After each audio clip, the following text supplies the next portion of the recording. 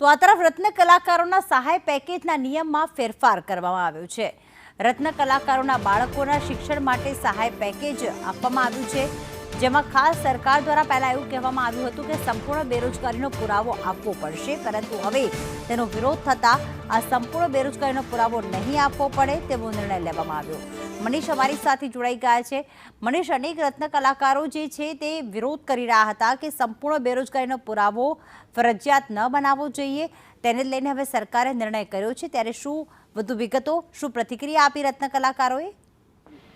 જી બિલકુલ, વાત કરીએ તો જે રીતના હીરા ઉદ્યોગમાં ભયંકર મંદી ચાલી રહી છે અને અનેક કલાકારો છે તે બેકાર બન્યા છે, ત્યારે તેમના બાળકો છે તે શિક્ષણથી વંચિત નહીં રહી જાય તે માટે સરકારે સહાયની યોજનાની જાહેર કરી હતી। ત્યારે જે સહાયની અંદર કહેવામાં આવ્યું હતું કે સંપૂર્ણ રીતે બેકાર રત્ન કલાકાર હોય તેને સહાય કરવામાં આવશે, જેનો આવ્યો હતો। ત્યારે આ વિરોધનો સૂર જોઈને સરકારે છે તે કહેવાય કે રત્ન કલાકારોને સહાય પેકેજમાં રાહત આપી છે અને નિર્ણય લેવામાં આવ્યો છે અને જે નિયમ છે તે બદલવામાં આવ્યો છે।